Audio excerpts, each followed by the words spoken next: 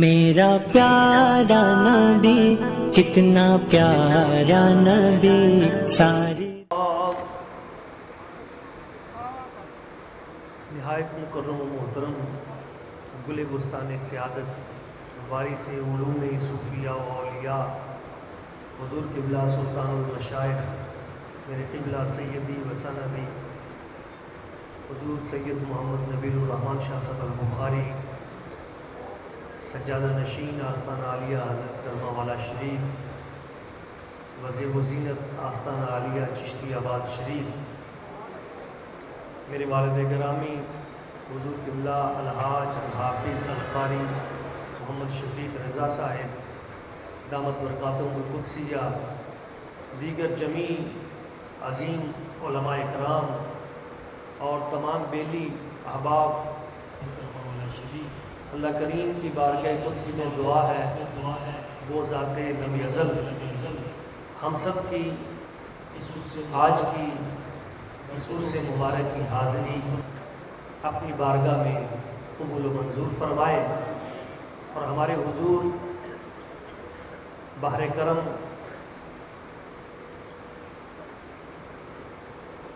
اصل الاصول فی التصوف حضور شیخ کامل وارث علوم اصحابی النجوم وارث سوز مولائے روم میرے حضور بحر کرم سید محمد علی شاہ صاحب البخاری نور اللہ مرقدہ آپ کے عرس مبارک کی اس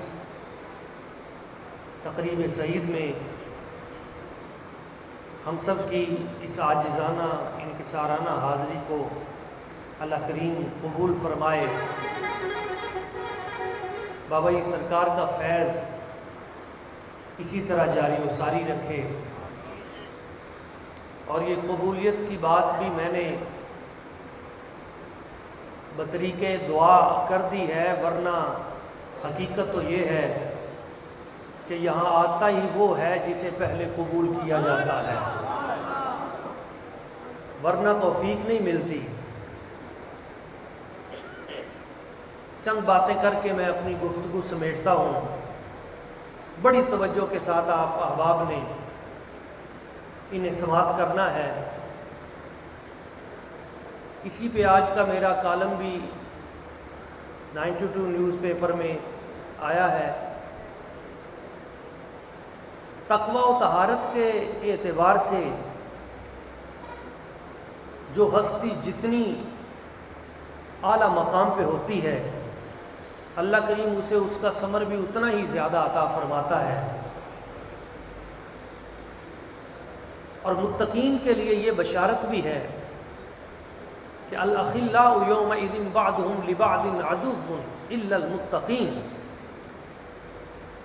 بڑے بڑے دوست اور بوڑھے یار قیامت والے دن ایک دوسرے سے دور ہو جائیں گے قیامت والے دن ایک دوسرے کی محبت پیار اخوت اور تعلق یہ انہی لوگوں کا باقی رہے گا جو متقین ہیں متقین کی یاری ہی کام آئے گی اس کائنات میں جو اتقى الناس ہیں سب سے بڑے متقی وہ جناب رسالت مآب رحمت للعالمین خاتم النبیین جناب سیدنا محمد مصطفیٰ احمد مجتبیٰ صلی اللہ علیہ وآلہ وسلم آپ کی ذات ببرکات ہے اور حضور کی تو شان کریمی یہ ہے کہ قیامت والے دن تو ہے ہی حضرت صہیب رضی اللہ تعالیٰ عنہ ایک صحابی رسول ہیں وہ عرض کرتے ہیں کہ صنعت طعاما لرسول اللہ صلی اللہ علیہ وسلم میں نے اپنے گھر میں نبی پاک صلی اللہ علیہ وآلہ وسلم حضور کی ذات ببرکات کے لیے کھانا بنایا تھوڑا سا کھانا میں نے تیار کیا اور جب میں گیا تو مسجد نبوی شریف بھری ہوئی تھی تو میں آہستہ سے حضور کے قریب جا کر میں نے کان میں عرض کی حضور آپ کے لیے میں نے تھوڑا سا کھانا بنایا ہے دعوت ہے آپ کی تو حضور آپ تشریف لے آئیں میرے گھر تشریف لے آئیں فَأُمَّا إِلَيْهِ تو حدیث پاک میں حضور نے اشارہ کیا کہ یہ جو بیٹھے ہیں تو وہ کہتے ہیں میں نے اپنی انگلی سے اشارہ کیا کہ نہیں حضور میں نے تو صرف آپ کے لیے صنعت لک طعاما یسیرا، میں نے مختصر سا طعام بنایا ہے آپ کے لیے، تو صرف آپ آئیے گا۔ تو حضور اٹھے نہیں، حضور نے دوبارہ اشارہ کیا کہ ان کے لیے، تو میں نے پھر اشارہ کیا، نفی میں اشارہ کیا کہ نہیں حضور صرف آپ آئیں۔ جب تیسری مرتبہ حضور نہ اٹھے اور پھر حضور نے اشارہ کیا کہ پھر ان کے لیے، تو پھر میں نے کہا نعم یا رسول اللہ کما تشاء، حضور ٹھیک ہے پھر جیسے آپ کی مرضی، جیسے آپ چاہیں۔ تو حضور نے فرمایا پھر اگر ہم چاہیں تو پھر یہ سارے ہی چلیں گے۔ تو پھر سب کو حضور نے اشارہ کیا، تو وہ جتنے مسجد نبوی بھری ہوئی تھی سارے کے سارے چلے گئے۔ تو فرماتے ہیں فَأَكَلُوا وَفَضَلُوا، حضور کی برکت سے وہ جو آپ کے لیے کھانا بنایا تھا وہ سارے کھا کر اٹھ گئے۔ وَفَضَلُوا، سارے کھا کے جب اٹھے تو مجھے سمجھ نہیں آ رہی تھی جب حضور کو بلایا تھا کھانا اس وقت زیادہ تھا یا جب کھا کے سارے چلے گئے کھانا اس وقت زیادہ تھا۔ امام بہقی یہاں پہ ایک بات لکھتے ہیں بڑی خوبصورت، اور وہ خلاصہ کلام بھی ہے۔ آپ فرماتے ہیں وہ سارے حضور کے طفیلی تھے، حضور کے طفیل ان سب کو لنگر ملا۔ بلایا تو آپ کے لیے، آپ کو گیا تھا کہ حضور کھانا آپ کے لیے ہے، مگر حضور نے جانا گوارا نہ کیا کہ میں اکیلا جاؤں اور یہ میری مجلس میں بیٹھے ہوئے یہ نہ جائیں، یہ کیسے ہو سکتا ہے؟ حضور نے سب کو ساتھ شامل کیا۔ تو وہ فرماتے ہیں جب اللہ کریم جنت کی نعمتیں سجائے گا اور جنت کے خانے نعمت جب حضور کے سامنے چنے گا اور پھر اپنے حبیب کی دعوت جنت میں کرے گا،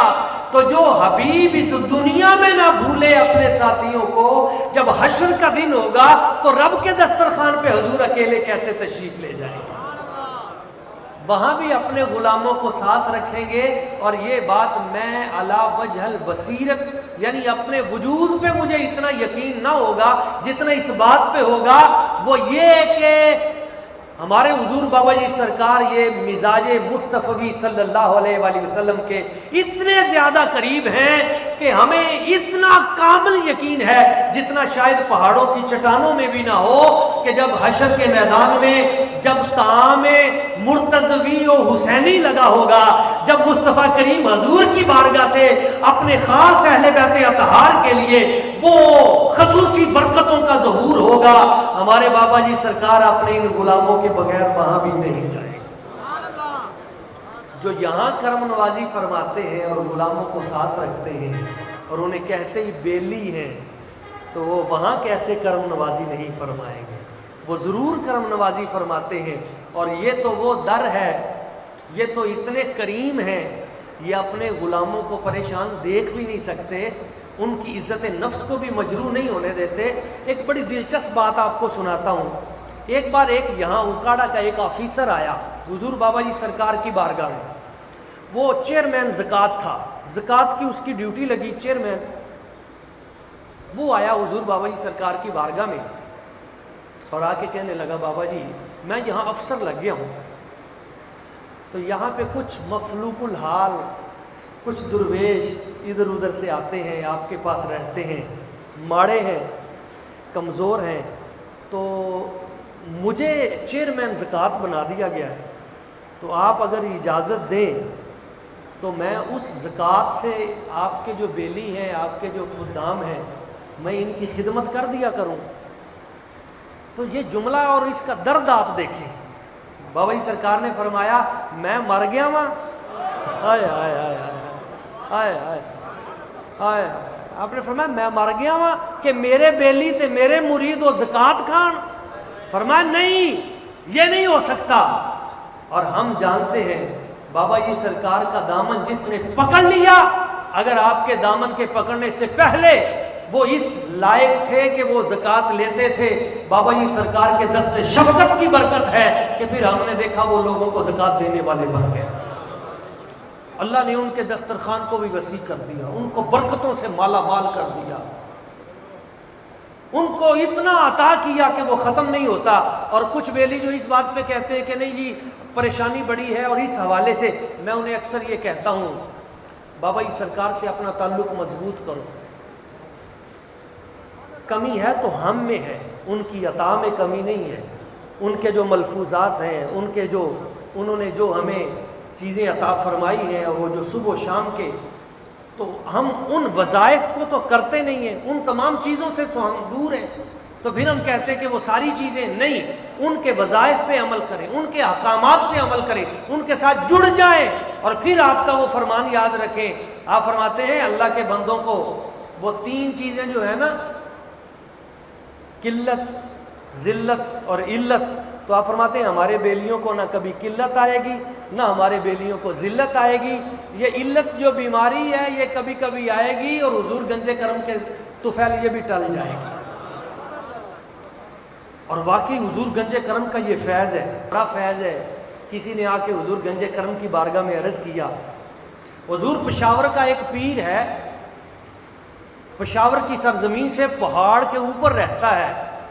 اور اس پیر نے یہ کہا ہے کہ جو بندہ پہاڑ پہ اتنا سفر کر کے محنت کر کے چوٹی پہ آ کے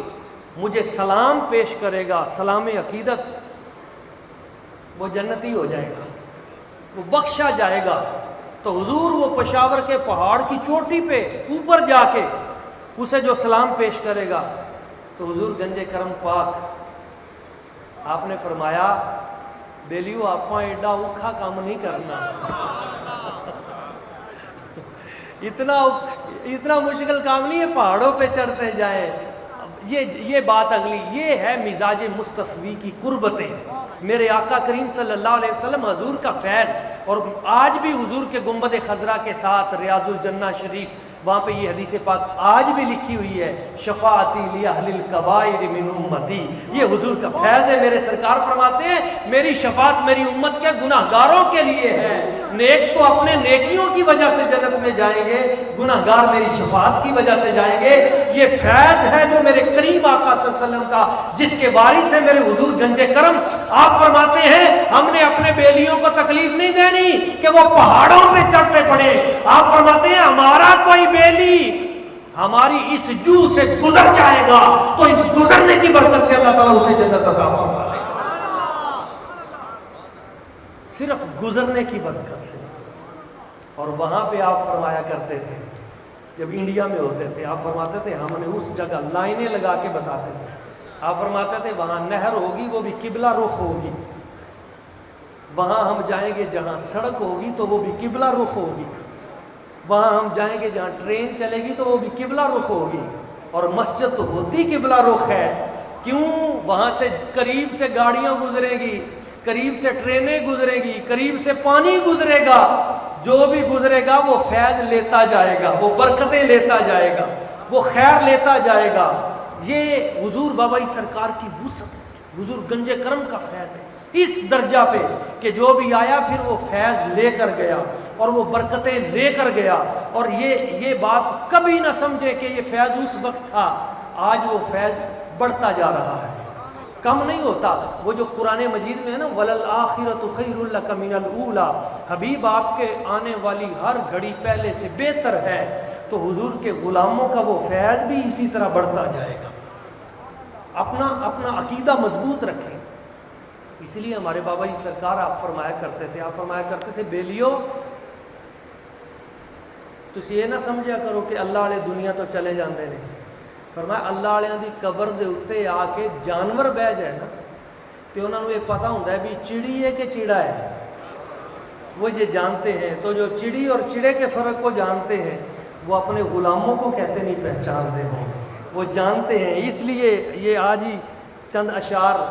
اس سلسلے میں رستے میں آتے ہوئے میں نے کہے کہ تم ہی کہہ دو تمہارے در سے دیوانے کہاں جائیں، مل کے محبت کے ساتھ آپ نے پڑھنے، تم ہی کہہ دو تمہارے در سے دیوانے کہاں جائیں، یہاں جب شمع روشن ہے تو پروانے کہاں جائیں، یہاں جب شمع روشن ہے تو پروانے کہاں جائیں، اور تمہارے